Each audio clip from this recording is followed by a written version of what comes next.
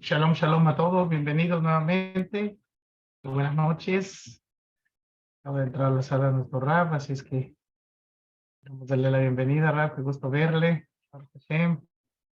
Y vamos a continuar con nuestros estudios, segmentos, y recuerden la dinámica siempre, los micrófonos en silencio, y en la parte final tenemos espacio para preguntas y comentarios. Es que le damos la bienvenida. Bienvenido, querido Rab, shalom, shalom. ¿Qué tal? ¿Cómo están? Buenas noches para todos. Muchísimas gracias de nuevo por este espacio en la Fundación Arhaim. Veo que mi computadora no está cargando, no sé por qué. Solamente un...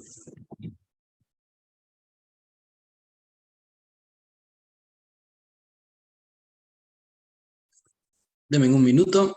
Oh, está cargando. Ok. Excelente. Vamos a continuar. Esta es la última entrega de este principio número 9. No, el principio 9 sobre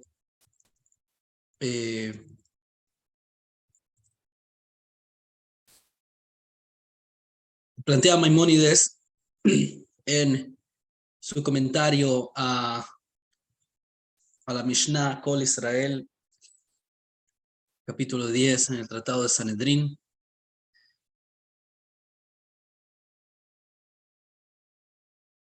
Y hemos venido abordando desde un principio cada uno de los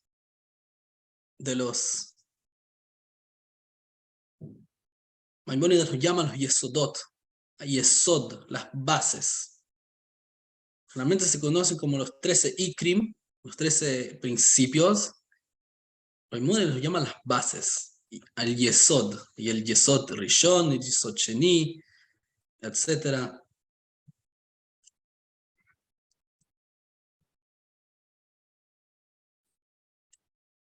Son conocidos como ambos.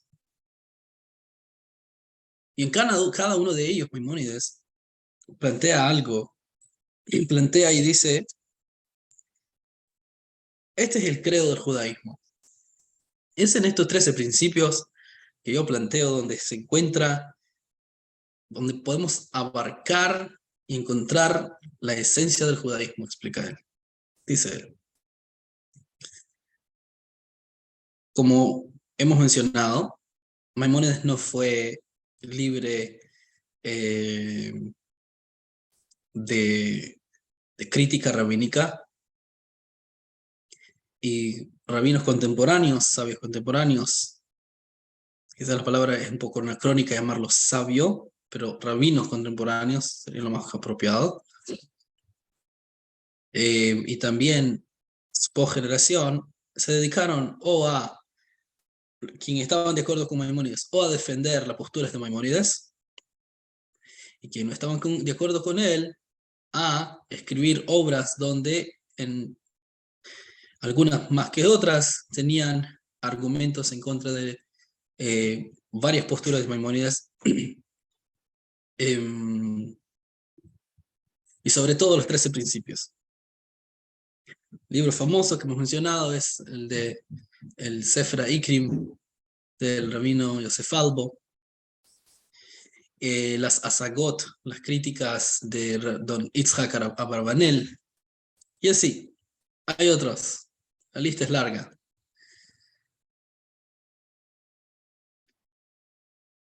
Sin embargo, ¿cómo es que en el judaísmo ha prevalecido estos 13 principios? De forma que, de manera unánime, el pueblo judío adhiere a ellos. ¿Cuál les pregunta? Usted le pregunta a un judío, cualquier judío, religioso o no religioso, incluso un ateo, más socorro, pregúntele. Le va a decir, creo que son 13. O si no, le va a decir directos que son 13. Él sabe que son 13. ¿Cómo es esto posible? Que de forma unánime. Hasidut argumenta, explica, ¿no? Que argumenta y explica que es precisamente en estos 13 principios que se encuentra la esencia del judaísmo. La esencia de que es allí donde lo más interno la psique judía se identifica con esos 13 principios. Entonces vamos a seguir abordando este noveno. Hemos primero mencionado las diversas, a qué nos referimos cuando decimos que la Torah es eterna, que no se le agrega, que no se le quita. Hemos dicho que la Torah en sí mismo es la sabiduría divina de Dios, su sabiduría.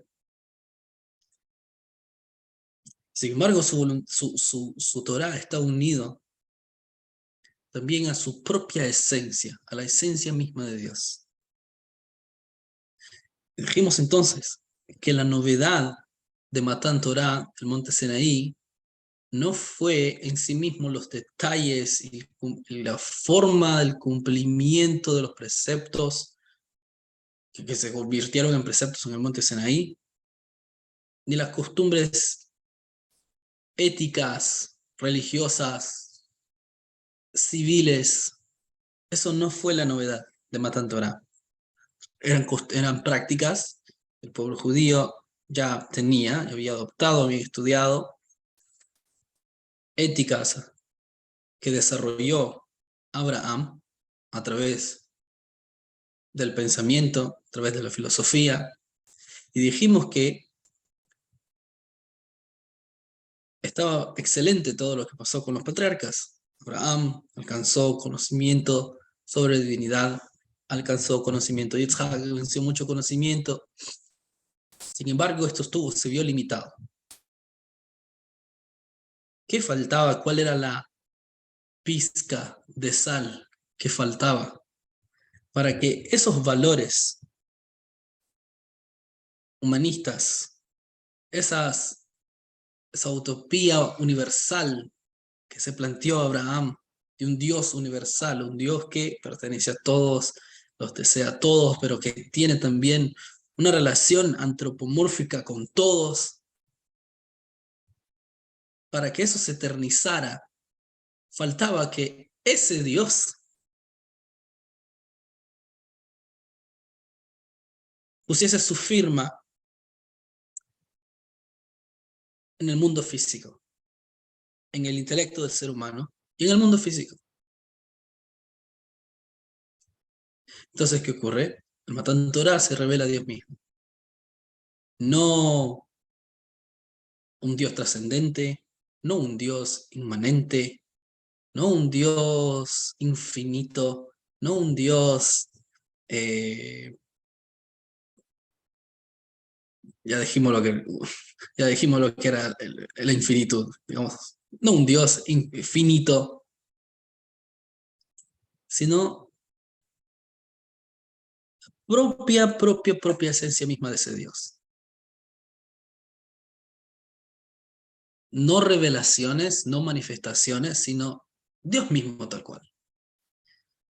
Y Él decide precisamente investirse, esconderse, ser parte de la vida personal, de las éticas más desarrolladas, de las filosofías más desarrolladas de ese pueblo.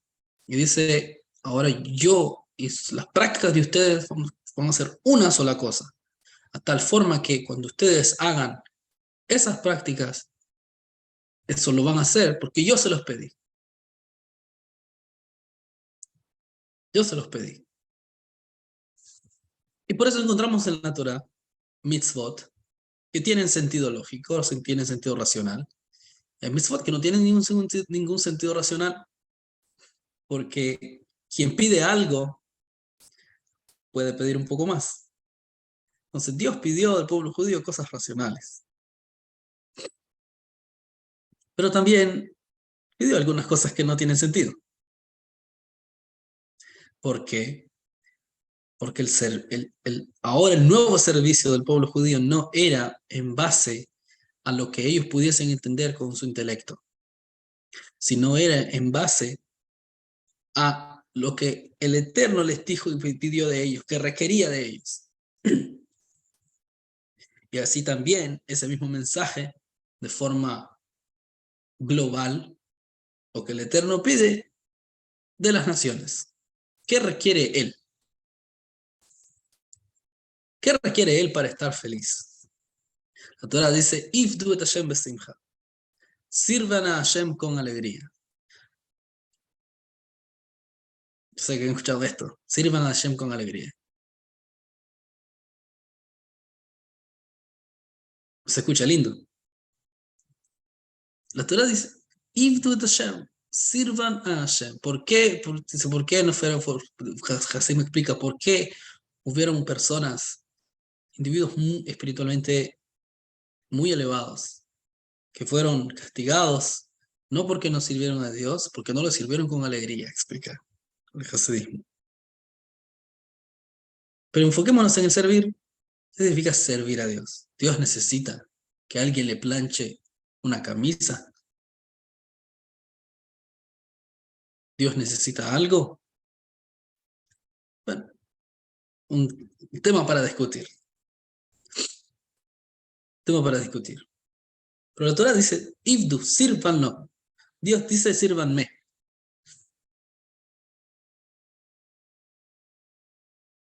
Entonces, encontramos que la forma en que el judaísmo se ha desarrollado no es una contradicción a esa revelación del monte Sinaí. En el monte Sinaí inicia la cadena de Moshe Rabbeinu, pero a modo de una forma más de revelación profética.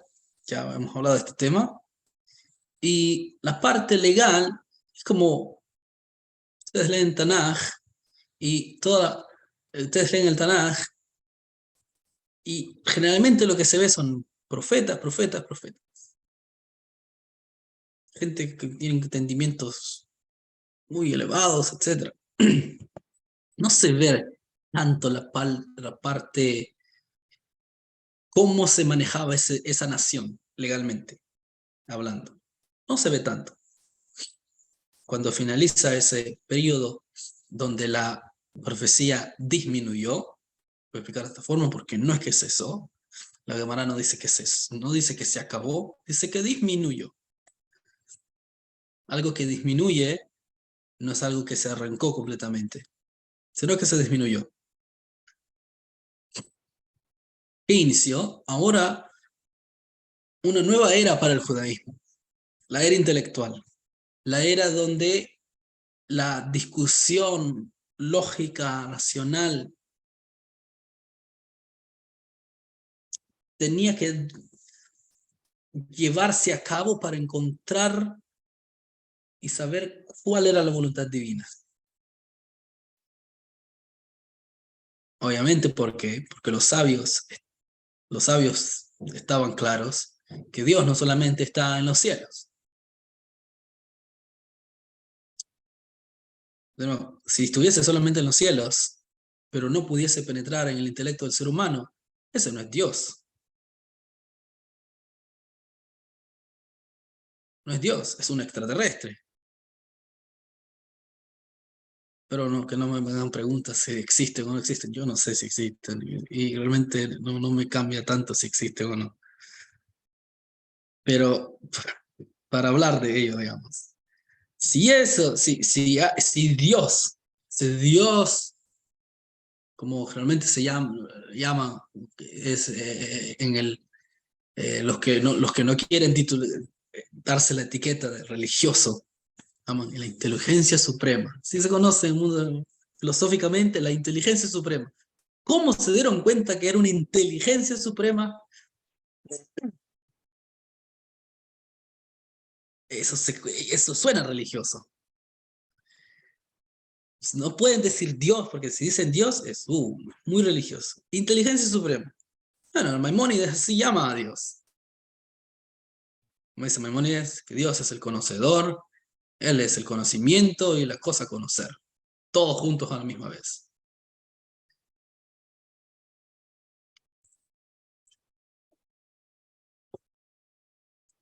Incluso decir que hay una inteligencia suprema ya eso está en el ámbito de lo que se llama teología. Entonces, hay un teléfono acá. Wow. ¿En dónde estábamos? Y Hashem es el conocedor, el conocimiento es la cosa a conocer. Antes de eso, La inteligencia suprema. antes de la inteligencia suprema. ¿Por qué servir a Dios con alegría? Ok, porque servía a Dios con alegría, luego dijimos que la inteligencia suprema me sacó ¿Qué completamente significa servir a fuera el Hashem? teléfono acá. Sí. Ah, ok. Sí, Hashem fuese una inteligencia. Si esa inteligencia suprema. Si esa inteligencia suprema es tan suprema, ¿cómo es que no puede penetrar el intelecto de los seres humanos? Si es suprema.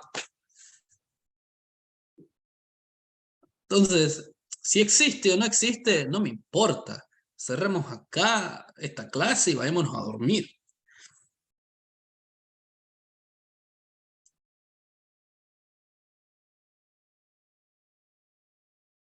Llamémosle como todo el mundo sinceramente lo llama.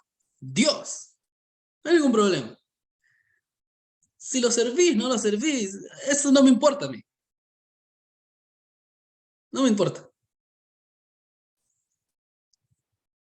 Entonces, los sabios estaban sabidos también que Dios tenía inteligencia, que no es una conclusión tan profunda. Si uno mira el universo, se da cuenta de eso. Es la una de las grandes argumentos que dan filósofos teístas, apologistas teístas, etc. La inteligencia suprema a través de eso, es lógico entender el argumento que Kalman, el argumento se le llama el argumento Kalman. Hay un creador, es lógico pensar que hay un creador y no leemos creador porque eso ya suena a Génesis. Inteligencia suprema. Ok, si es tan supremo, ¿cómo es que no haya la forma de comunicarse con el ser humano? Entonces, de supremo no tiene nada. Sería mejor llamarlo inteligencia lejana. Lejana. ¿Eh? Me parece. Los sabios llegan a una conclusión lógica. Si es tan supremo, Dios es tan supremo y es tan ilimitado, tiene que comunicarse con nosotros. Hayase visto que esta inteligencia suprema generó todo un mundo. Pero con su creación no puede comunicarse y no puede revelarse.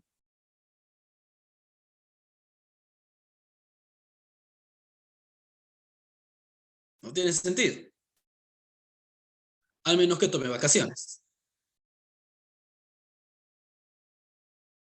Lo cual no tiene mucho sentido tampoco, porque el intelecto no toma vacaciones. Cuando están dormidos, ustedes no están tomando vacaciones, el cerebro está activo. Si vamos a usar el ejemplo, si vamos a usar el ejemplo de intelecto, el intelecto siempre está activo. Nunca para. Entonces, si es inteligencia suprema y es inteligencia, tiene que estar todo el tiempo activo. No puede ser indiferente.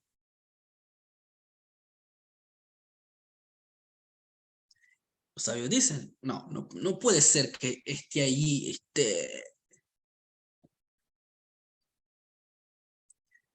Entonces, para los sabios era claro que Dios se revelaba dónde,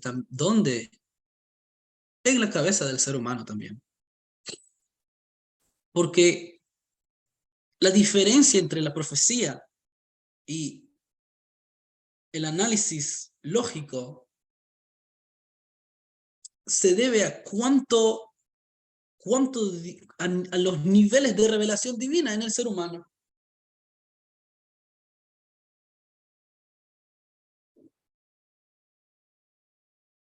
Entonces, los sabios dicen, Dios se revela. Dios se revela en el intelecto.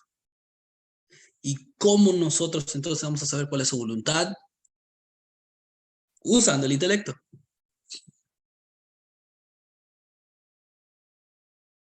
¿El intelecto basado en qué? El intelecto que cree en ese creador. Entonces, en base a eso, en base a la revelación del monte Sinaí, que es una revelación de la esencia misma de Dios, los sabios empiezan a analizar y van a encontrar ustedes las diferentes discusiones talmúdicas. Y así, generación en generación, hasta nuestros días. Y así, seguramente, se encuentra cuál es la voluntad divina con el intelecto del ser humano. ¿Por qué? Porque Dios no está limitado solamente, de nuevo, no solamente a lo espiritual y a los cielos, sino también ilumina el intelecto del ser humano. Los sabios dicen, cuando una persona quiere hacer lo bueno, Dios lo guía. ¿Qué significa que lo guía? Que se le va a aparecer algo en la noche y con eso se va a guiar. Quizás. Pero en sí mismo, Dios guía cuando la persona analiza sobre una situación. A través de la decisión que la persona tome, Dios está guiando. Entonces, tenemos que los cambios de un formato a otro, por así decirlo, no son una contradicción a esa esencia que siempre se mantiene, la esencia misma de Dios. Maimónides lo llama la autenticidad de su existencia.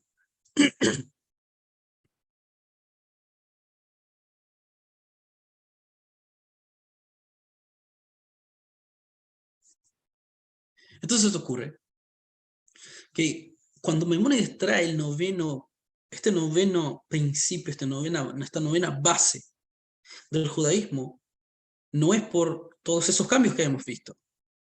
Es verdad, el judaísmo puede evolucionar.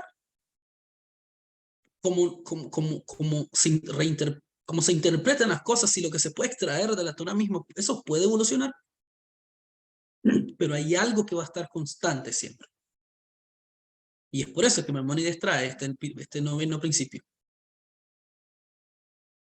¿Qué es lo que siempre va a estar constante? La halajá. Y hablemos de eso. En el Talmud trae que hay dos opiniones. Que el Talmud dice, en la era mesiánica, los preceptos van a ser abrogados.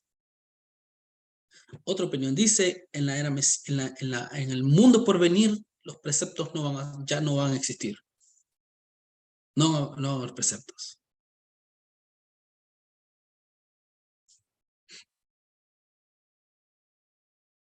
¿Qué significa eso? Aparentemente, Maimónides no estudió esa parte del Talmud. No le llegó la copia. El PDF no le llegó a Maimónides.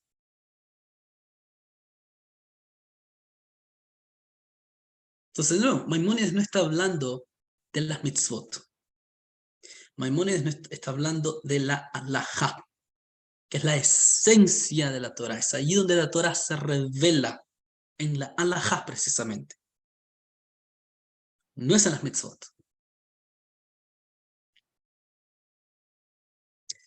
El Alter Rebbe, para explicar esto, trae un hermoso ejemplo en el Tania.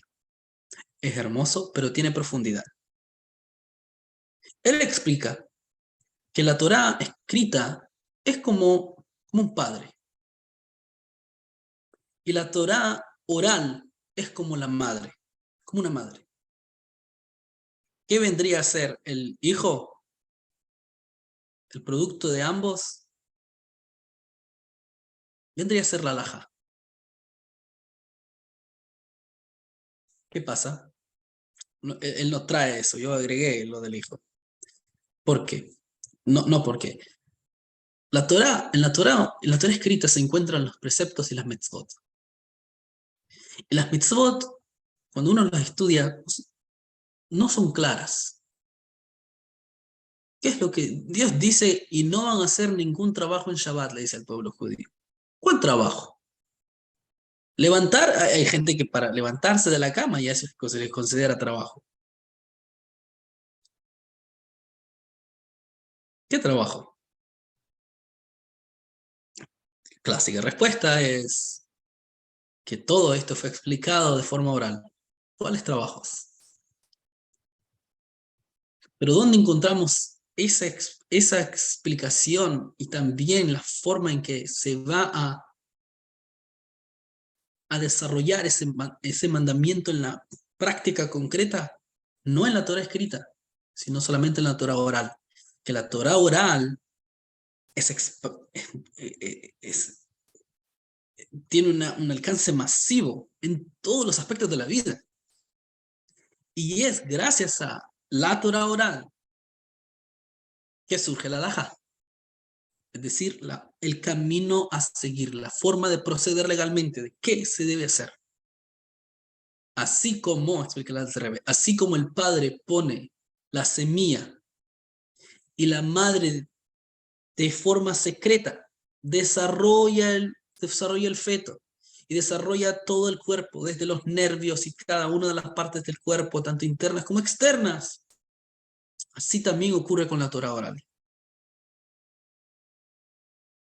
Pero ¿qué pasa? La Torah explica. Para poder extraer de la Torah oral la halajá, tiene que pasar un proceso. Que todo el proceso, el Talmud, los comentaristas, decisiones legales, Shulchan Aruch, etcétera, etcétera, etcétera, hasta la halajá. Así como hay un proceso en el embarazo. ¿Que dónde ocurre el proceso? Ocurre dentro de la madre.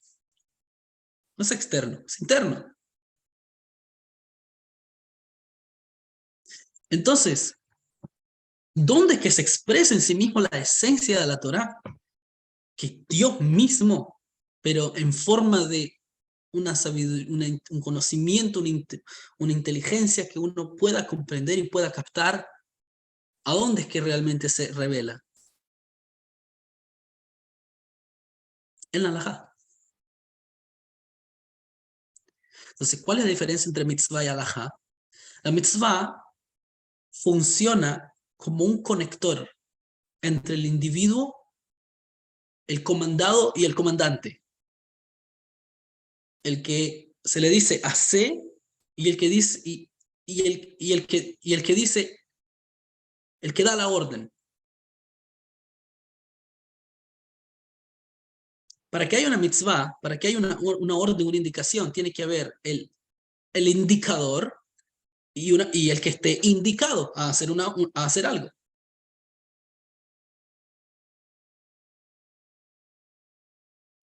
Cuando el indicado cumple con la orden del indicador, entonces hay un vínculo entre ambos. Hay un vínculo.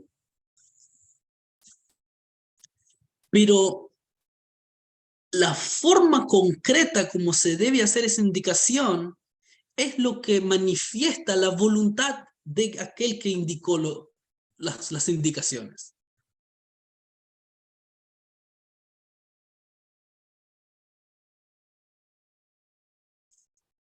¿Pueden entender? Parece trabalengua, indicador, indicador. Nuevo, más sencillo.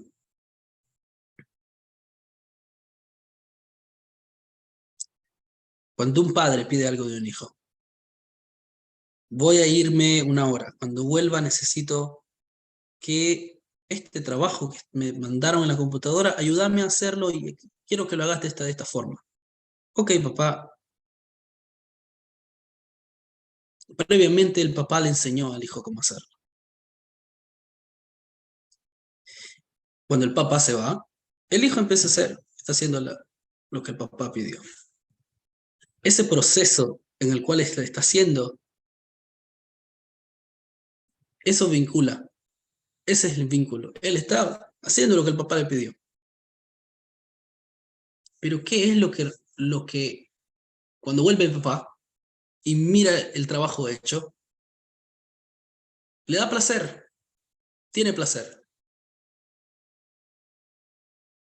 ¿Qué pasaría si el trabajo lo deja medio hecho?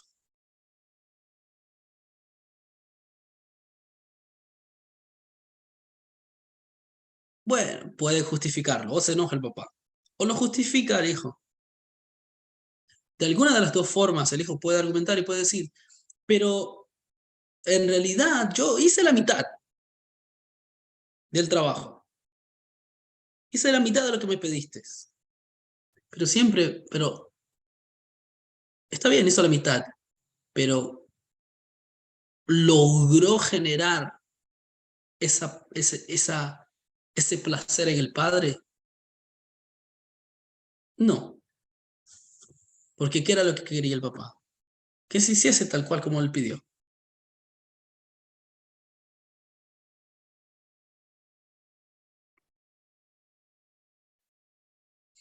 La mitzvah es eso, la mitzvah es la orden que tiene que venir del que da la orden y va hacia quien recibe la orden. La halajá es la indicación, pero de forma concreta, tal cual.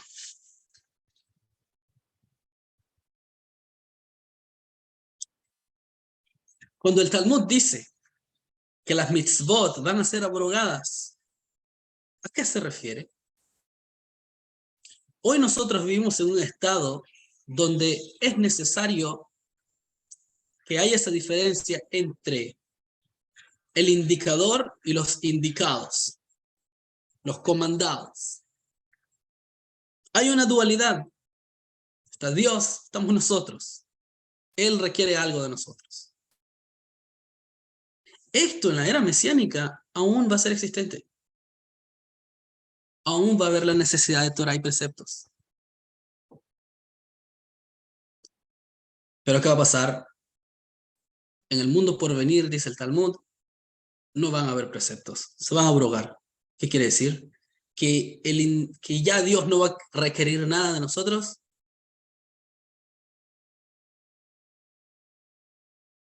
Ya no va a haber preceptos. Ya Jesús de Ninoah. Ya no. No, no. Estamos diciendo eso. Van a existir, se van a hacer, pero lo que va a cambiar es la forma en que nosotros los cumplimos y los hacemos. Hoy en día se hacen porque Dios dice y porque Él los comanda, y nosotros no percibimos ese placer divino que Él tiene de nosotros. Esa unidad que se logra entre nosotros y Él, no la percibimos. Nosotros podemos estudiarlo, podemos saberlo, pero percibirlo no lo percibimos. En nuestra propia entidad, nuestra propia sustancia, no lo percibimos.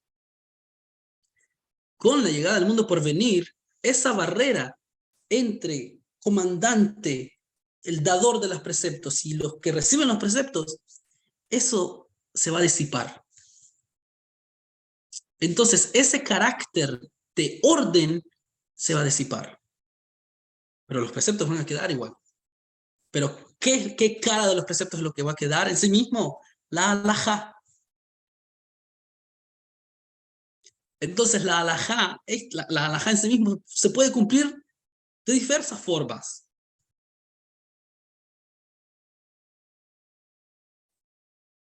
Pero siempre que va a quedar la esencia misma de Dios.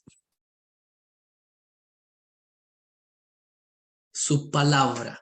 ¿Por qué se utiliza la palabra? Que cuando una persona habla está expresando una voluntad interna. El rey decía muchas veces, repetía muchas veces que la halajá es la palabra de Dios.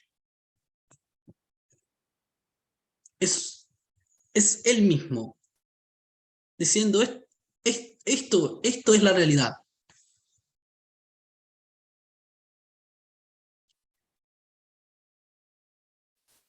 Entonces, por esa razón, nuevamente, Maimónides plantea que la Torá no puede ser cambiada. Que dijimos, la Torah es Dios mismo, en un formato que nosotros podamos comprenderlo, entenderlo, saberlo, disfrutar. Y eventualmente en la era mesiánica se va a abrir una nueva forma de entenderlo, una nueva forma de ver al mundo. Ya no va a haber esa dualidad de Dios, mundo, divinidad, materialismo. No va a existir eso. Va a ser una amalgama completa. Todo va a ser divino. Todo va a ser Dios mismo.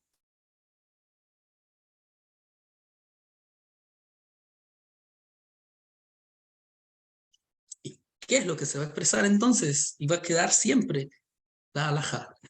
Ahora, hay halajot, que incluso aunque existan, no implica que en la práctica física se hagan. Por ejemplo, trae el Talmud el ejemplo de una ciudad que se volvieron idólatras todos. Esa ciudad, según la halajá, hay que quemarla, hay que matar a todo el mundo. Talmud trae y explica, esto nunca ocurrió, ni ocurrirá. Otra halajá. Ben Sorer Umoré. ¿Qué es un Ben Sorer Umoré? Es un muchacho, hay muchas leyes, pero en corto, es un muchacho adolescente que toma vino, come carne, montones, glotón. El Talmud trae diversas, ¿cuál es los requisitos para que un muchacho entre en esa categoría? Y el Talmud concluye, este caso nunca ocurrió ni ocurrirá. Los explicadores traen que por qué Dios trae semejante cosa, para que los padres eduquen a sus hijos y no lleguen a semejante nivel de depravación moral, social.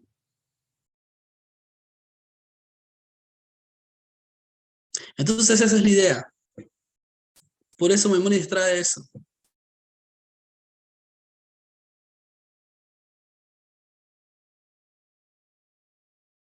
¿Está claro? En la época mesiánica van a haber preceptos, pero se van a vivenciar de otra forma completamente. El Yetzer Hará será eliminado, se va a disipar, se va a convertir en Yetzer Tov, de hecho, se va a convertir, va a ser Teshuvah.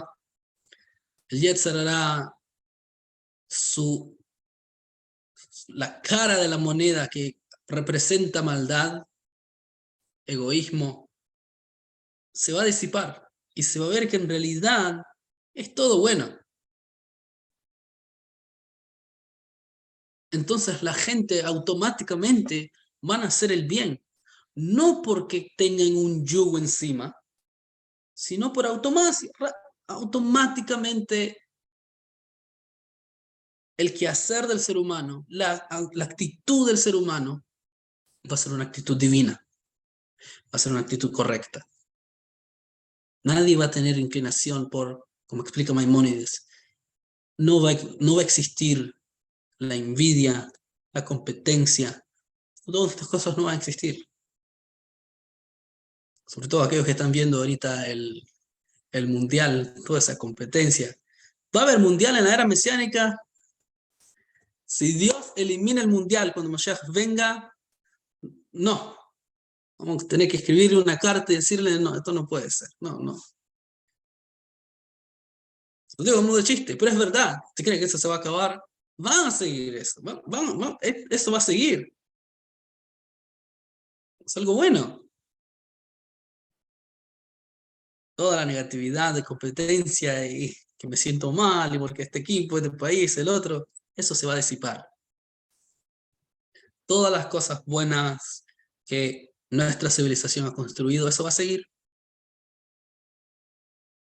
Eso va a seguir. Porque como siempre he repetido, Dios ya se encuentra entre nosotros. Tenemos que descubrirlo. Así que quiera Dios que esta clase pueda servirte también para analizar dónde estamos parados personalmente, dónde está nuestro nuestro medio social y saber que este mundo no es una jungla, es un jardín, es un lugar donde Dios quiere estar cómodo. Muchísimas gracias. Muchísimas gracias, Rab. Muy hermosa clase, Baruch Hashem. Vamos a dar espacio, lugar a comentarios, a preguntas. Y la verdad que es muy interesante. Lo que usted acaba de mencionar, hay un libro de Rab Aryeh Kaplan. El libro se llama La Dimensión Interna. Y exactamente dice lo que usted mencionó, Rab. Dice que el Talmud explica que Dios degollará el Yetzer Hará en el mundo venidero. Y Baal Shem Tov explica que está diciendo que Dios, o sea, Shem, matará al Yetzer Hará, que no lo matará, sino que degollará ritualmente. Cuando los animales son degollados ritualmente, pasan a ser kasher. El degüello del Yetzer Hará en el mundo venidero significa que Dios lo transformará en un ángel bueno. O sea, que habrá cumplido su propósito, que es para lo cual fue creado. Wow. Tenemos una manita levantada, nuestro estimado Mauricio. Adelante, estimado.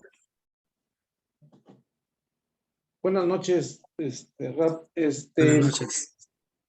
Me quedó la duda ahorita porque dice usted que ya se va a acabar todo eso y entonces me haría la pregunta, ¿y el libre albedrío también se acabaría o seguiría en el ser humano? Si, por ejemplo, si tú tomas la decisión de, por ejemplo, no sé, de hacer teshuvá o no sé, o de hacer oración o plegaria, todo ese asunto, entonces ahí ya tu albedrío, ¿cómo sería en ese tiempo? ¿O ya no existía? No me eche leña al fuego. Wow. Te acaba de hacer una pregunta. Wow.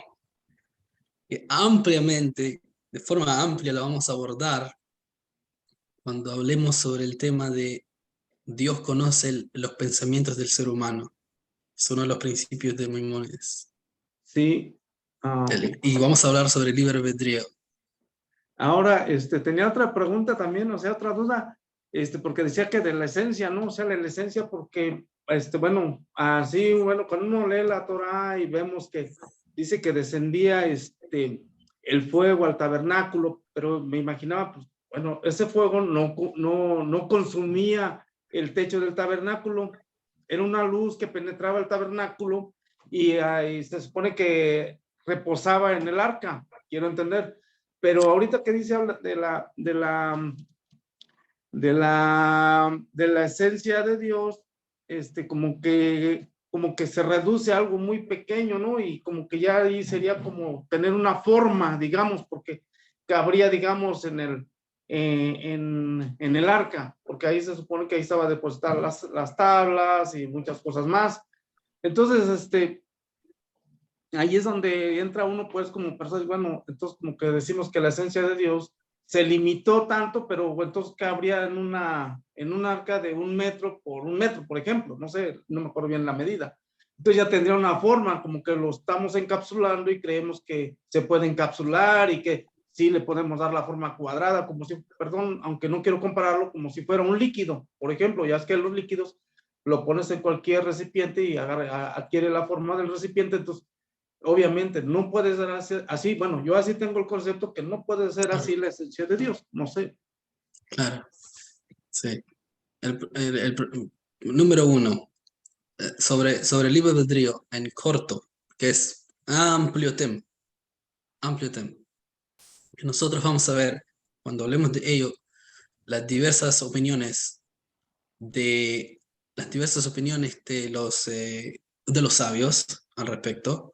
Luego vamos a ver que trae Maimónides y otros filósofos judíos y rabinos de la época medieval. Y luego vamos a ir aterrizando en cuál es la opinión del hasidismo al respecto del tema. El libre albedrío en corto, es que no sé que puede ser muy confuso. Puede ser muy confuso. ¿Qué es libre albedrío? Cuando usted se levanta por la mañana, asumo que toma café. Vamos a asumir que toma café. Cuando usted se levanta por la mañana, hermano Mauricio, ¿toma café? Le pregunto, ¿toma café? Sí, claro. Cuando usted se levanta por la mañana, ¿usted está escogiendo tomar café? Sí, sí acostumbro a tomar café. Es acostumbrar, costumbre no es escoger. Ujú. Acaba de decir lo contrario de lo que es libre albedrío. ¿Entiende? Sí, El libre albedrío no es lo que nosotros llamamos escoger al día. Bueno, estoy sentado y me paro. Eso, desde la perspectiva de la Torá, eso no es escoger. Eso se le llama estar condicionado. ¿Por qué cuando la persona usted bebe un café? Porque le gusta, culturalmente está condicionado, inconscientemente sabe que eso lo reanima. Entonces el cuerpo mismo le está ordenando hacerse un café. sí. Entonces usted no está escogiendo. Entonces, ¿qué es? Entonces, ¿qué es lo contrario de la libre elección? La no coerción.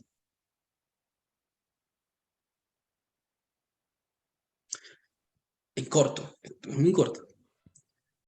Dios dice en la Torah, he aquí yo pongo delante de ustedes la vida, la muerte, el bien y el mal.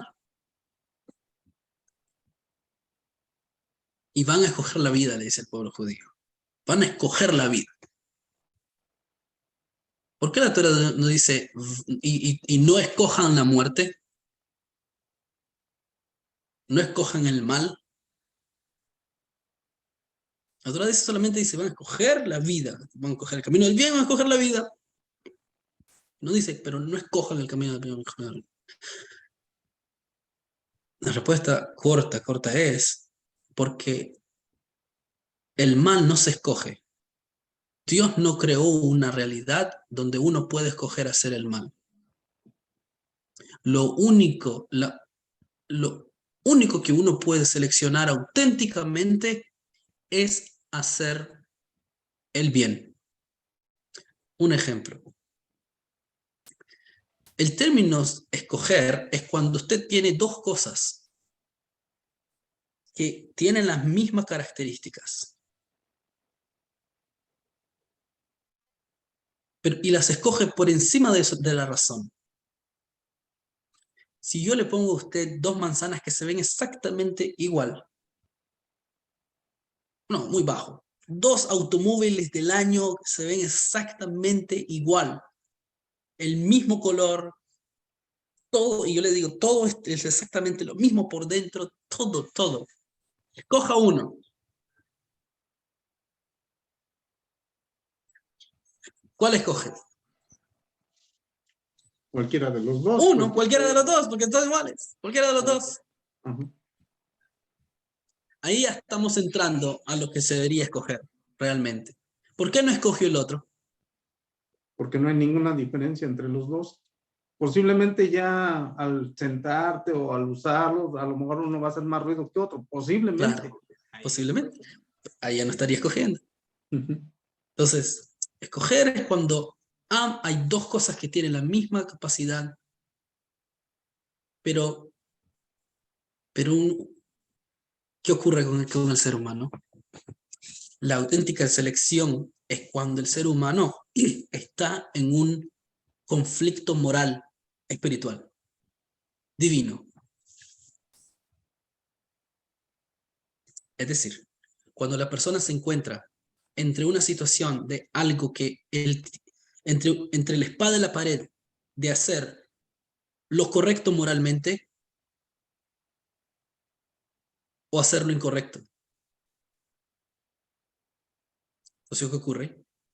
Para eso también está el Yetzer Hara, la inclinación de cada ser humano, los gustos negativos que tiene cada persona.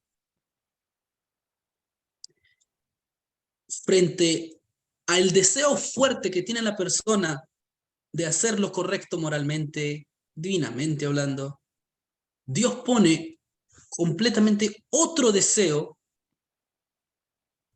negativo para hacer del juego algo justo. Entonces, ¿qué pasa con la persona? Por un lado, quiere hacer lo bueno. Por otro lado, también tiene el impulso para hacer lo no bueno. Cuando la persona escoge hacer lo bueno, allí él, su esencia misma está escogiendo hacer lo bueno. Pero si escoge, voy a decir así, escoge hacer lo malo, realmente no está escogiendo, no es una selección auténtica. Porque lo que está haciendo es simplemente cediendo a su inclinación natural. Entonces, entonces escoger lo malo no existe. Lo que implica que la selección es algo muy, pero muy divino por encima incluso del intelecto. Muy profundo dentro de la psiquis del ser humano, dentro del propio ser humano. Quizás a través de eso se podría entender por qué Dios escoge al pueblo judío. No tiene que ver con cualidades, tiene que ver con algo mucho más profundo, que no es el tema de la clase. Por eso les dije, este es un tema amplio. Asusta saber que en realidad uno no escoge tanto, y uno selecciona tanto como uno piensa que es el dueño de su vida. Es decir, que enojarnos no escogemos, porque cuando nos enojamos frente a una situación, no estamos escogiendo enojarnos, estamos reaccionando. Cuando escogemos no enojarnos, o cuando escogemos, entonces ahí estamos accionando sobre la realidad. Esa realidad de que siempre vamos a escoger el bien y vamos a accionar sobre nuestros instintos es la realidad que se va a generar en la era mesiánica y que se va a perfeccionar en el mundo por venir. Entonces, al contrario, el libre albedrío va a ser completamente auténtico, no como es hoy. Es muy parcial.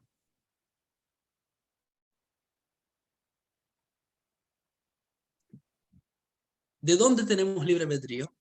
Porque Dios tiene libre albedrío. Y cuando nos crea, genera en nosotros también el sentimiento de libre albedrío. Él eligió crear el mundo. Y elige todos los días seguirlo creando. Porque obviamente es una inteligencia suprema. ¿Se entiende? Número 1. Número 2. En Hasidut se utiliza la palabra esencia. Atzmus. Atzmut. Precisamente porque cuando hablamos de algo esencial, no estamos hablando de cómo se entiende el concepto de esencia coloquialmente o filosóficamente en la filosofía del este. De hecho, es una novedad absoluta el concepto de esencia en Hasidut Chabad. No la van a encontrar en ninguna otra escuela dentro del judaísmo. Se utiliza el término, pero no a donde Hasidut Chabad lo lleva para poder entender. No estamos hablando de un nivel en Dios que nosotros podemos captar intelectualmente. Estamos hablando de un nivel que está por encima de la captación, y luego de su aprehensión, entonces sí puede ser captado. Y de nuevo, este es también amplio tema. Amplio tema.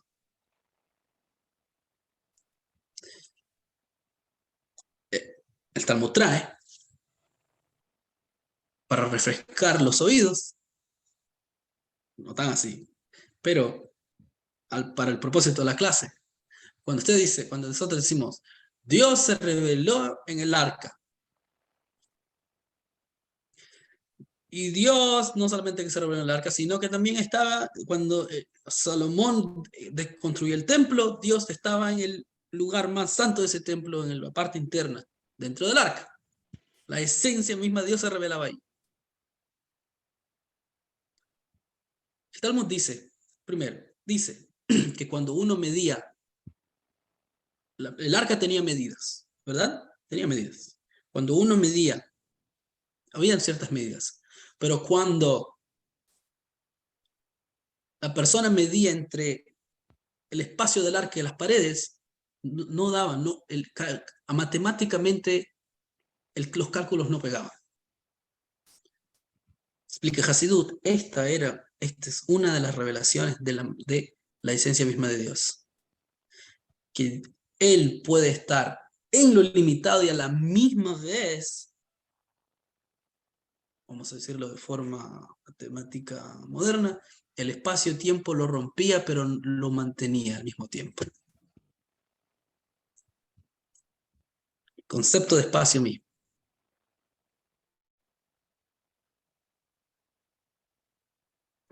Es decir, que está en toda su presencia, pero a la misma vez no destruye lo que él mismo quiso. ¿Quién fue el que quiso un mundo? No yo no, ni usted, ni siquiera Adán, ni los ángeles, fue Dios mismo. Él fue quien decidió un mundo físico. Entonces la pregunta, la objeción nuestra no debería ser, lo voy a plantear de esta forma, quizás deberíamos empezar a ver al mundo, a nuestro mundo físico con otros ojos. Quizás esa limitación es precisamente lo que a mí más me acerca a Dios.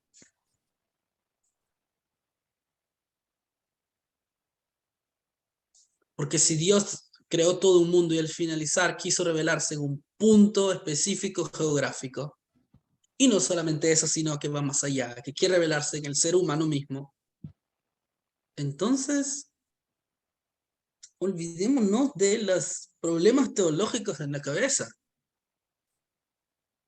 y empecemos a preguntarnos por qué Dios quiso precisamente eso en un mundo físico.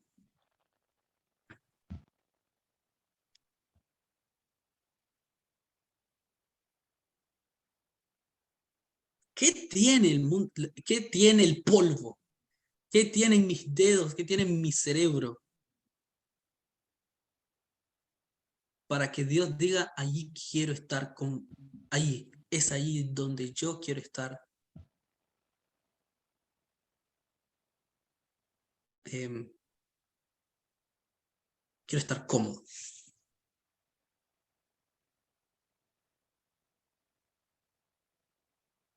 Eso no, de nuevo, eso no niega su infinitud. No niega su infinitud.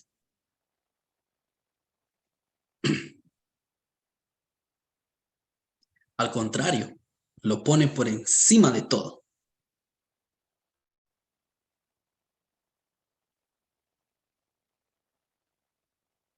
Entonces, si empezamos a internalizar eso, vamos a empezar a ver a nuestros círculos con otros ojos. Dios desea que mi casa, tal cual mi hogar, sea un lugar donde Él esté cómodo. Eso es lo que Él quiso. Midrash trae, Dios se le dio ganas que quería estar en el mundo físico. ¿Eso implica que en alguna vez lo vamos a ver con ojos físicos? No. No es que se nos va a aparecer de pronto, Dios. Porque de nuevo, no entré en todo el asunto de la palabra, el concepto de atzmut, esencia. Pero eso solamente se encuentra acá en este mundo físico. En el Gan Eden, gente cuando fallece se van al cielo, el Gan Eden, tienen revelaciones increíbles de Dios, pero eso no es Dios, son revelaciones de Dios. ¿Dónde es el lugar donde se puede encontrar a Dios tal cual? En el infierno también hay revelaciones de Dios. Al fin y al cabo, viene de Dios. Sea que uno se vaya al cielo, al infierno, uno va a experimentar a Dios. Uno lo va a experimentar de una forma amorosa, otro lo va a experimentar de una forma rigurosa. Pero igual sigue siendo Dios, revelándose. Pero no es Dios.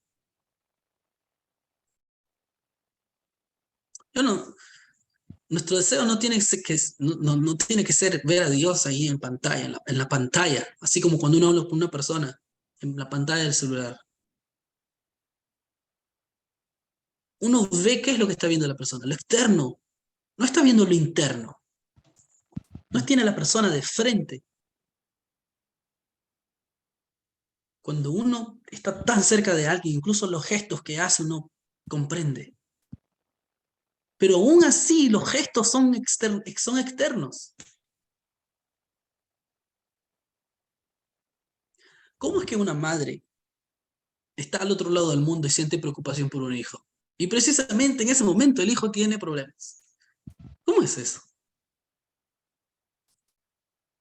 ¿Brujería? Obviamente no. No, pero es una interconexión de su alma con la del hijo, ¿no? Puesto que, bueno. No sé cómo es, pero hay algo que los conecta. Que está por encima de las limitaciones del espacio.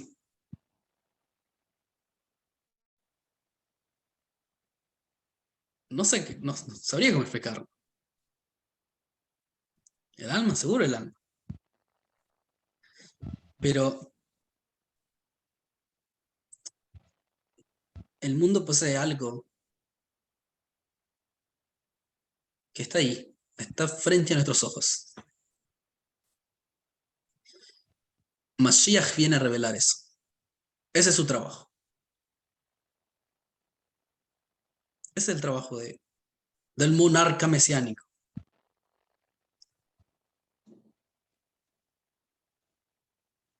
El mundo por venir es la manifestación absoluta de Dios tal cual.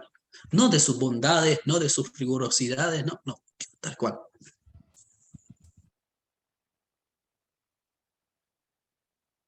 Entonces eso no limita a Dios, al contrario, eso lo hace Dios. Porque de nuevo, un Dios que solamente es impensable, inalcanzable, inaccesible, no se revela, no le habla a nadie, no siente nada, no le importa nada.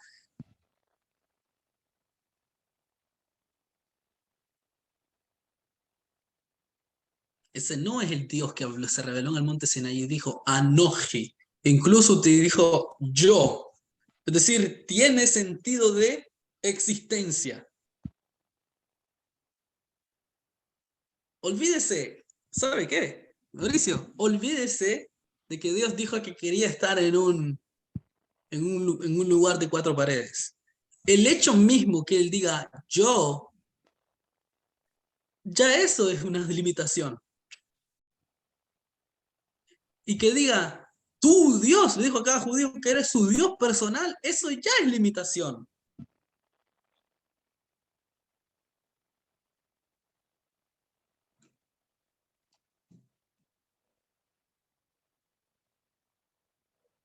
No vayamos largo, no vayamos a que Dios dijo, y yo quiero un lugar en Jerusalén en las coordenadas tales y tales y tales. No vemos eso. El hecho mismo que creó el mundo es limitación.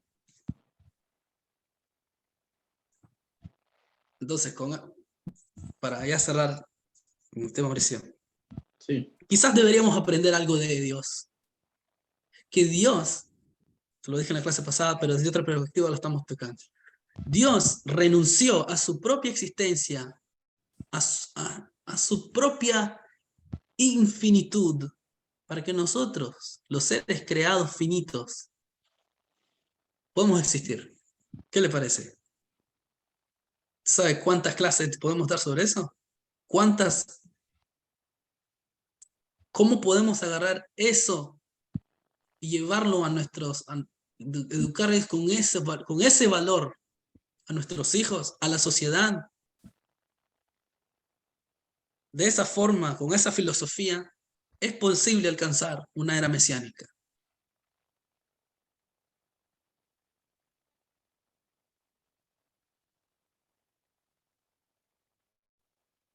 Lo que Dios cuando Bereshit abre y dice, Dios creó el principio en el cielo y la tierra, no nos está diciendo, wow, qué ser más increíble, qué ser más inalcanzable, nos está diciendo qué ser renunció a su propia manifestación infinita para que el ser humano pueda existir. El mundo físico puede existir, un mundo donde desde que crecemos no lo vemos, no lo sentimos, sí, hay que aprender a existir y aprendemos a buscarlo.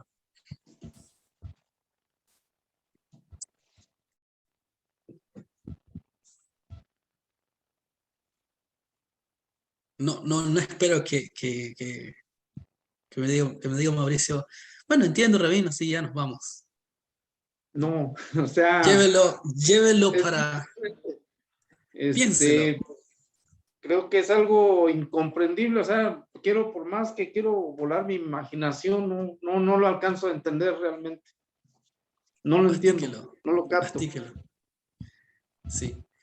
Realmente realmente quisiera tener el tiempo para explicarlo con forma más detenida. Mejor, me gustaría. Ya habrá un tiempo, yo creo, más adelante, Ya vamos a tener el tiempo. sobre ese tema. Sí. Pero la verdad no lo alcanzo a entender, no lo alcanzo a comprender todo. Porque es algo, como usted dice, infinito, y pues realmente nuestra mente está de cierta manera limitada, y por más que queramos volar la imaginación o nuestra inteligencia, pues no lo puedo. Empecemos por observar el mundo. Uno puede irse a Google Maps, ¿verdad? Puede ver todo el planeta Tierra. ¿Dónde está Dios ahí en todo ese espacio? Pues llena todo, no hay lugar que no esté ocupado por él. Pero el hecho mismo de que llene algo ya es limitación. O sea, lo quiero entender como que él traspasa, o sea, como usted dijo hace rato, no rompe la barrera del tiempo y el espacio, o sea, que traspasa todo, o sea, es algo inimaginable porque no lo puedes ver ni de dónde inició, ni de dónde viene, ni a dónde va, simple y Sí. sencillamente es todo. Claro, pero si él solamente rompe la barrera del tiempo y del espacio, pero no tiene la capacidad para ser paciente y no romperla, eso no es Dios.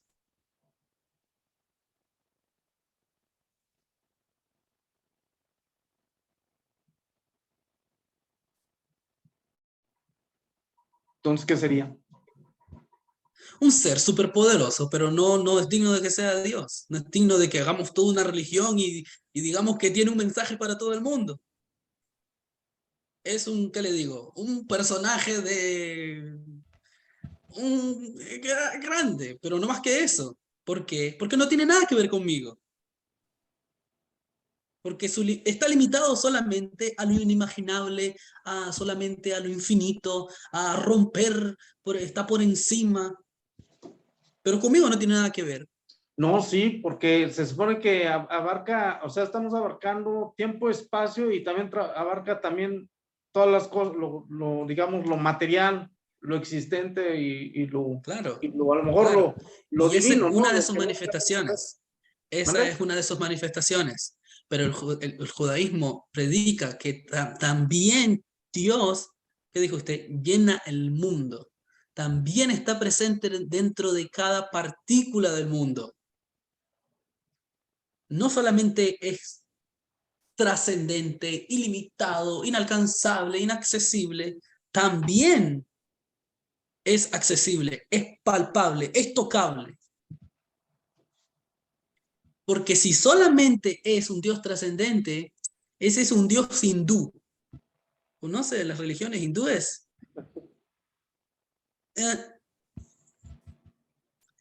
El Dios que predica el judaísmo es un Dios que se comunica con el ser humano. ¿Cómo es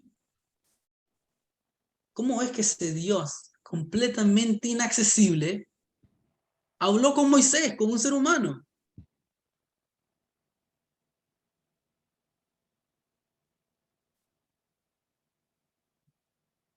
No, pues entonces, no, porque no se podría, tiene que ser a fuerzas, o sea, forzosamente tenía que ser pues ahora sí como decimos, material para poderlo entender, porque si no, ¿cómo lo haríamos? Como decía, ¿cómo puede ser? Es como si yo quisiera hablarle a una persona aquí sin el internet, si está en China, un ejemplo, ¿cómo me va a escuchar mi voz si no tengo un canal por el medio del cual puedo comunicarme con esa persona? Sería algo ilógico, ¿no? Oh, ahí es donde entra Maimónides. Y Maimónides dice, Dios es el conocedor, el conocimiento mismo. Es decir, tiene inteligencia, es inteligible. Y ahí es donde entra Génesis, que dice, Dios creó al ser humano con su imagen y su semejanza. ¿Qué significa con su imagen y semejanza? La estructura interna del ser humano, que siente, que piensa, son reflexiones de cómo Dios se revela con el mundo. ¿Y cuál es el canal que utiliza Dios para hablarle al ser humano? El intelecto, la conciencia, que no es algo físico, es inmaterial. ¿Cuántas ideas le caben en la cabeza, Mauricio? No sé, la verdad no tengo idea. Infinitas. Imagínense cuántas ideas se le han ocurrido desde que usted nació. No tengo idea. Tampoco. ¿Y a dónde caben todas esas? Tampoco. Se supone que, bueno, se generan en el cerebro, pero hasta ahí nada más. Claro. Pero no sabes dónde caben ni dónde las guardas. ¿Pero de dónde viene? Si se generan en el cerebro, ¿cuál es su fuente? ¿De dónde viene? Ahora, cuando una persona está soñando, le voy a dar un ejemplo. Cuando una persona está soñando y tiene todo un escenario, ¿a dónde está ese escenario? En la mente. Con el sueño. Pero Pues. en ese escenario hay espacios, es medible. Sí. Pero es completamente distinto cuando la persona está despierta. Es otra dimensión. No es que otra dimensión, no me refiero a otra dimensión en otro mundo. Acá es otra cosa. Ahí las leyes de la materia, como nosotros las palpamos cuando estamos despiertos, allí no tiene sentido. No tiene sentido ver un escenario cuando una persona está dormida. Al menos que exista otra dimensión, otra forma de entender la realidad.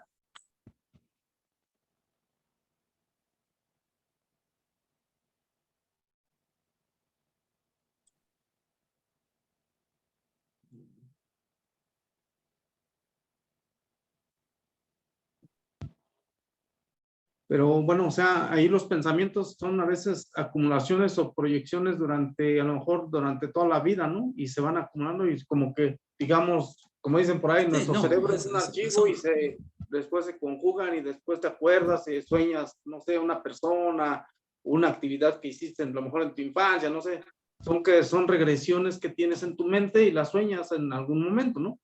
Sí, pero ¿cómo es que eso se percibe cuando la persona no está activa? ¿De dónde fluye eso? Usted puede explicarme el porqué de eso, pero no de dónde.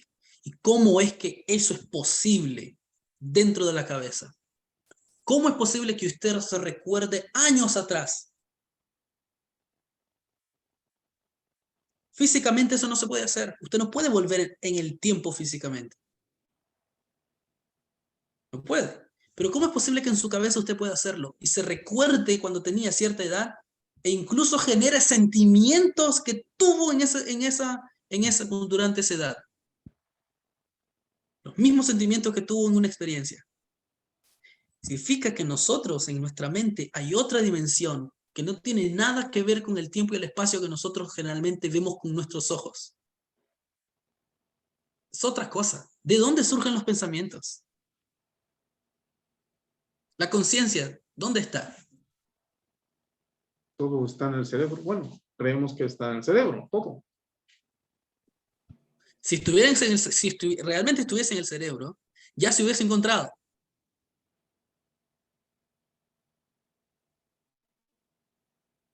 Ese es el gran dilema que tienen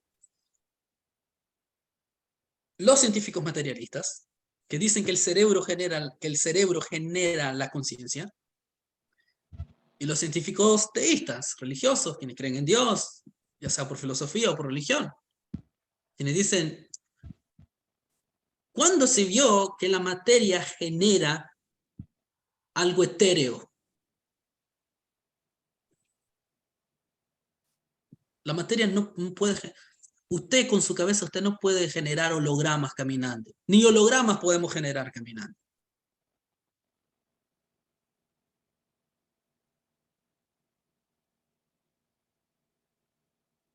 Es decir, que nosotros vivimos en un mundo físico. Pero acá en la cabeza hay otros mundos mucho más refinados que el mundo físico. Y es el canal, es el intermediario que Dios utiliza para comunicarse con nosotros.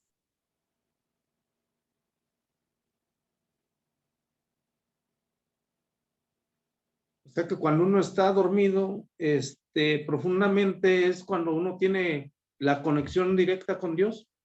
No, todo el tiempo. Porque No, a veces, por ejemplo, no sueñas, de repente soñaste algo, pero no sabes qué. Entonces es ahí cuando Dios, a lo mejor tuviste tu alma como persona, como esencia, se conecta con él, pero no sabes qué. Porque, bueno, a mí me ha sucedido, ¿no? Que cosas así, y soñaste algo, pero no, al despertarte no sabes realmente qué soñaste o qué fue realmente lo que soñaste dentro de tu sueño. Nada más sabes a rasgos, acaso rasgos que soñaste algo, pero no sabes qué. Claro. Seguramente Dios también se revela en sueños. Pero también se revela cuando usted está sobrio.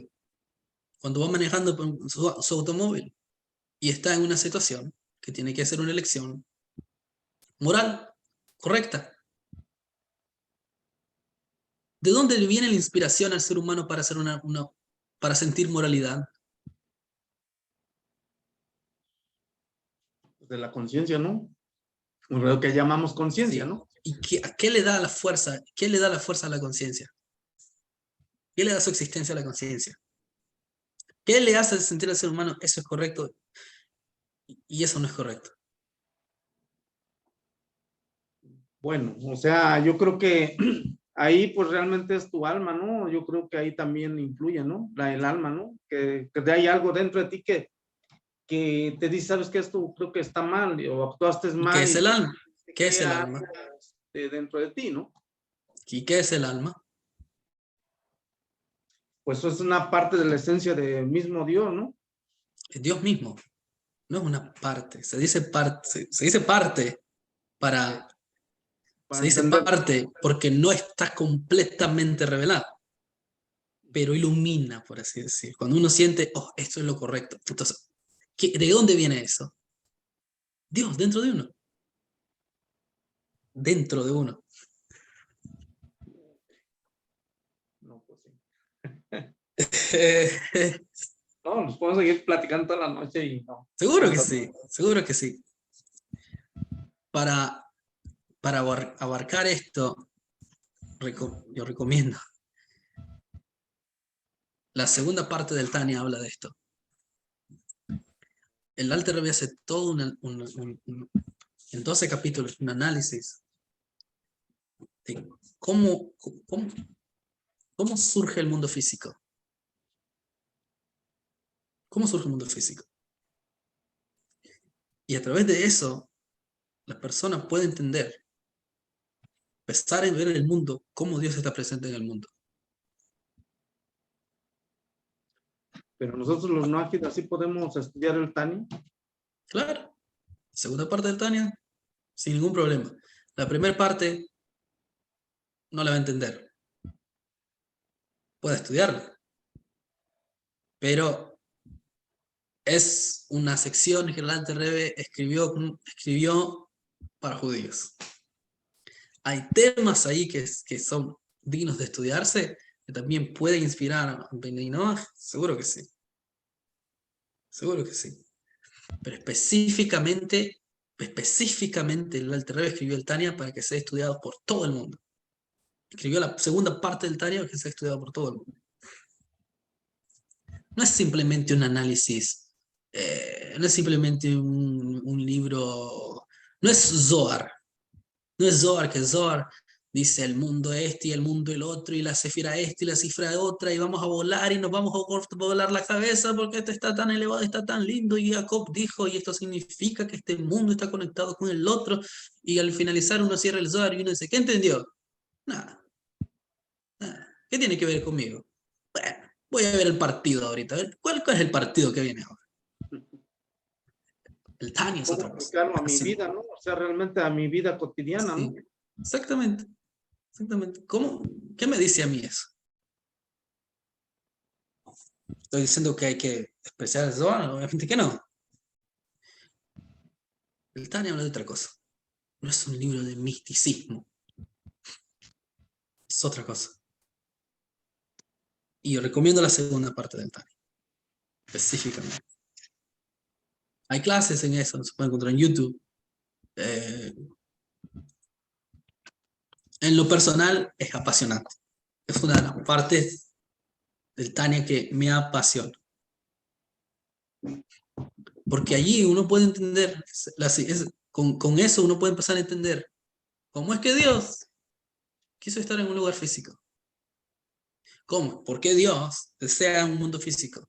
Crea un mundo físico con limitaciones, con colores, con esto y lo otro.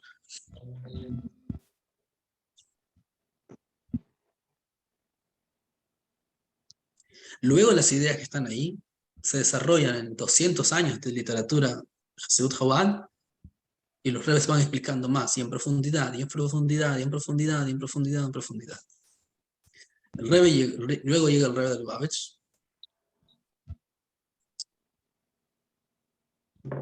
Y como dicen, sí, la sacó del estadio. Porque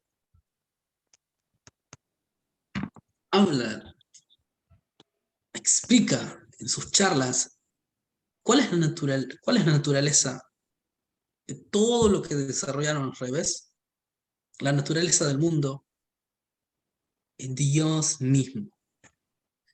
Lo único que existe realmente y auténticamente solamente es Dios.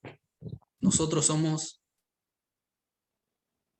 subconsciencias dentro de la conciencia. Cuando la Torá dice que y sabrás, vas a saber hoy, es decir, vas a entender, experimentar hoy, Hashem, que Dios es el Dios por encima de los cielos, es decir, Él es trascendente, y también el Dios por debajo de la tierra, es decir, incluso en los niveles más terrestres que nosotros podemos conocer, los niveles más físicos, Él es el Dios. Termina diciendo, Ein Od, no hay otro. No se te vaya a ocurrir que hay otro Dios, dice. No hay otro. El Alter Rebbe explica en esa parte del Tania, que cuando la Torá dice no hay otro, no es que está diciendo que no hay la posibilidad de que haya otra cosa fuera de Dios. Está diciendo algo positivo, que lo único que realmente existe es Dios. Y nosotros realmente tenemos una ilusión. Vemos el mundo y nos parece que eso es la realidad. Cuando en realidad, la auténtica realidad, valga la redundancia, es Dios.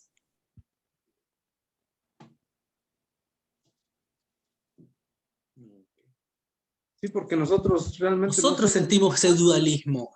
Nosotros percibimos ese dualismo. Dios, el nosotros. Dios no ve ese dualismo, no existe para él.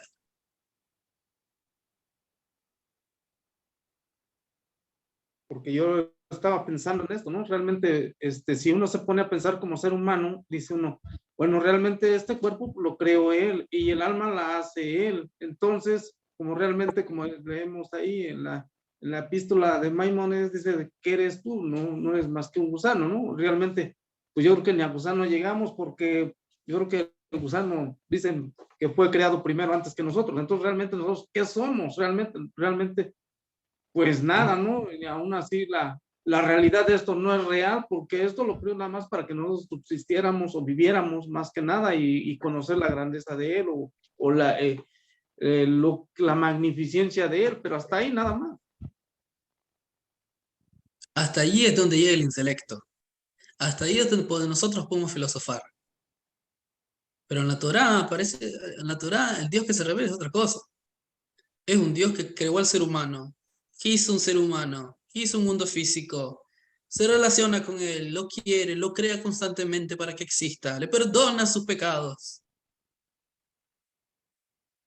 Ahí es donde está la diferencia, que nosotros no hemos hablado de eso, ahí es donde está la diferencia en filosofía judía y lo que se conoce como la parte mística de la Torá. Son dos cosas distintas.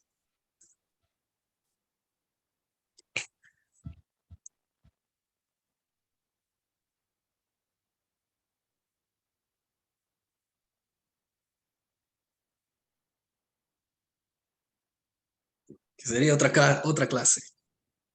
Pero, dice, ¿qué somos? En realidad, Maimónides tiene razón.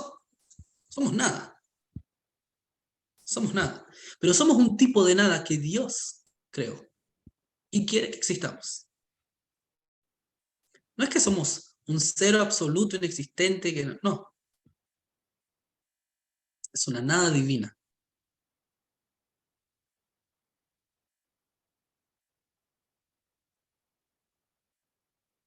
Sí, porque se deleita en el ser humano, ¿no? A pesar de que somos limitados de cierta manera y en todos los aspectos, pero se deleita él con nosotros, ¿no? De cierta manera, cuando Claro. obviamente tenemos tropiezos y también tenemos éxitos, ¿no? Pero de todas maneras él se sigue deleitando con lo que él creó, Claro. ¿no?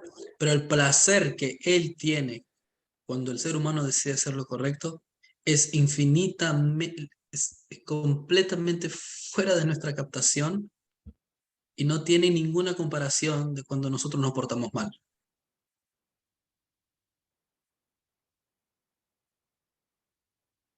Así como un padre cuando el hijo hace algo que está, wow, el padre lo quiso, de pronto en ese momento todos los defectos del hijo no existen.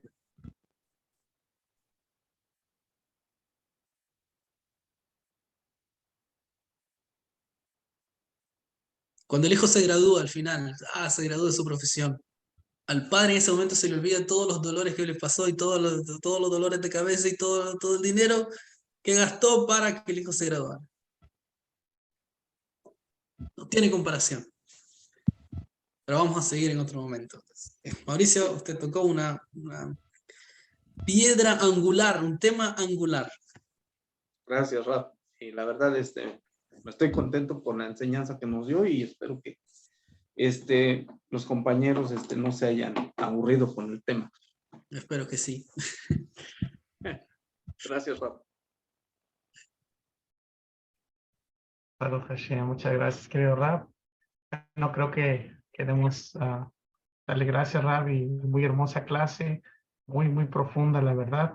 Solamente, Rab, quería agregar algo a lo que, a lo que nos está compartiendo, nos está enseñando sobre lo que enseña Maimónides, que Hashem es el conocimiento, el conocedor y la cosa a conocer, pero no sé si reflexionando sobre lo que está enseñando, no sé si está escrito eso o no, la verdad no lo había escuchado, pero que también a la misma vez Él es el que no es conocido. O sea, porque no, o sea, Él está oculto porque ningún ente creado hasta el día de hoy lo conoce a la perfección. O sea, ni seres más elevados, ni ángeles, ni el ser humano, no tenemos esa capacidad de conocerle a Él a cabalidad como es Él. No sé si estoy en lo correcto. Ya, claro. ¿Por qué nosotros no? ¿Dónde surge esa incapacidad que sentimos de no conocerlo a Él? Porque nosotros medimos mentalmente en niveles de profundidad. Es ahí donde nosotros tenemos el problema. Pero si quitamos esa forma de entender la divinidad, la espiritualidad, ahí vamos a llegar a algo incluso, yo no puedo decir profundo. Es ahí donde viene lo esencial. Dice Maimónides, Dios es el conocedor, el conocimiento y el objeto de lo conocido. Es una completa limitación de Dios. El Maharal de Praga se enojó, no le gustó eso que dijo Maimónides. ¿Cómo es posible que Maimónides diga que Dios es conocimiento, básicamente, es intelecto, como le llaman hoy en día? Es el que le llama, es una inteligencia suprema. Eso es básicamente lo que están diciendo. Nada nuevo.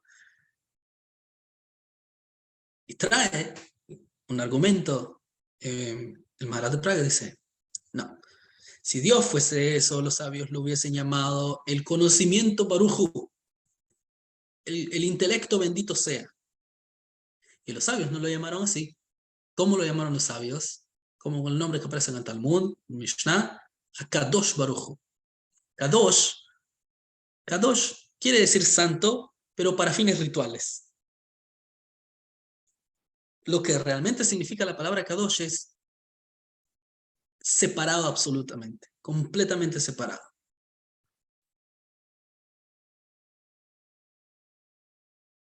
Entonces el Alter Rebbe explica, ¿quién tiene la razón?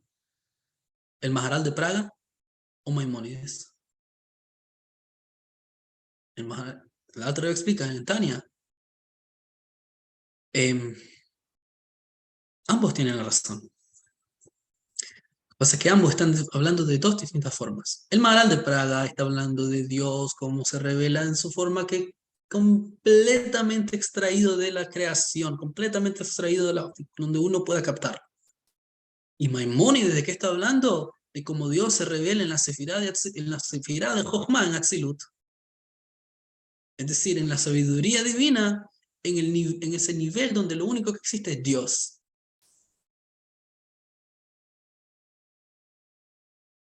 Entonces, ¿cuándo podemos decir que Dios es el conocimiento, etcétera, etcétera? Solamente cuando estamos hablando de ese nivel, un nivel donde podemos decir, pero Dios está por encima de eso. Ah, pero ¿cómo podemos decir distintas cosas de Dios en niveles? Eso lo discute el Tania. Eso lo discute el Tania.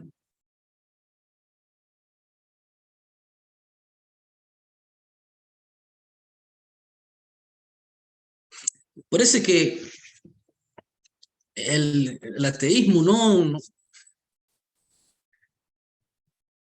el ateísmo puede discutir con filosofía moderna. Puede discutir. No creo que pueda discutir con hasidismo.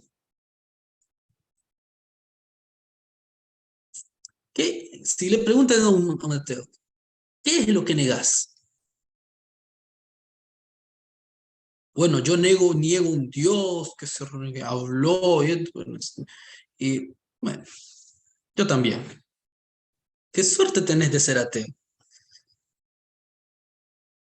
Si tu Dios es un Dios que lo multiplica panes, peces, cosas así, esa es la imagen que tenés de Dios, gracias a Dios que sos ateo.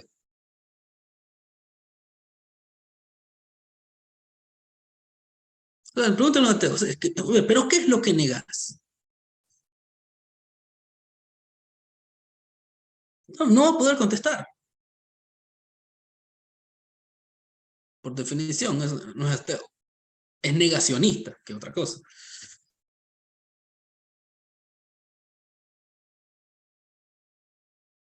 Allí es donde la espiritualidad se limita. Esa es espiritualidad. ¿Qué es espiritualidad? Cuando yo analizo un tema de profundidad y otro mayor nivel, más profundo, más profundo, más profundo, eso es en términos de tiempo y espacio, como distancia. Estoy hablando en términos de distancia, pero ya no en distancia física, sino distancia, pero dentro de mi propia mente. ¿Cuánto puedo yo alcanzar? Voy a tener un tope siempre, de acuerdo a mi capacidad intelectual. A ese proceso que yo puedo entender, eso es espiritual, eso es lo que se le llama espiritual. Etéreo, no se puede tocar, está en la mente. Eso es lo que se le llama Ruhaniut, espiritualidad. Y eso Dios lo creó, por tanto son creaciones y algo limitado. Pero Dios no es eso. Entonces, nosotros podemos llegar a entender que, wow, en realidad no soy nada, porque Dios es completamente inaccesible, incompletamente inalcanzable, y la única razón por la que me hizo es para que yo me gane el mundo por venir. Porque Él quiere ser bueno conmigo. Entonces, como Dios quiere ser bueno conmigo, pero yo lo que hago al fin y al cabo, a Él no le importa porque Él está completamente retraído de mí.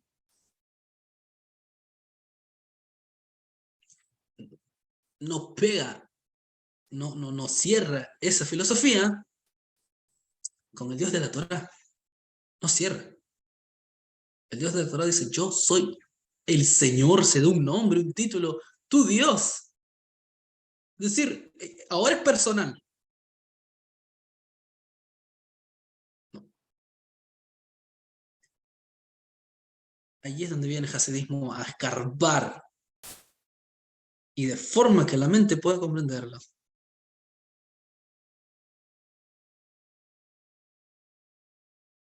A través de entender eso, entonces podemos comprender la verdadera naturaleza del mundo. La verdadera naturaleza, mi propia verdadera naturaleza. El verdadero yo, el auténtico yo.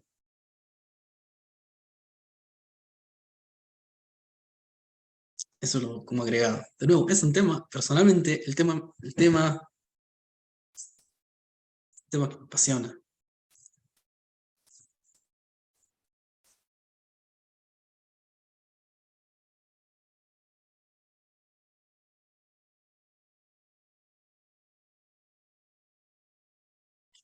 Que podamos llevar esto durante todo el resto de la semana, analizarlo y quizás en otra ocasión hablamos de ello en más profundidad. De hecho, lo vamos a seguir tocando cuando hablemos del libre albedrío, la era mesiánica, qué viene la era mesiánica a traer.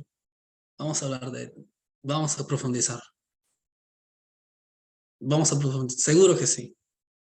No vamos a terminar el curso sin que al menos escarbemos un poco más en este tema. Que se vuelva un curso infinito.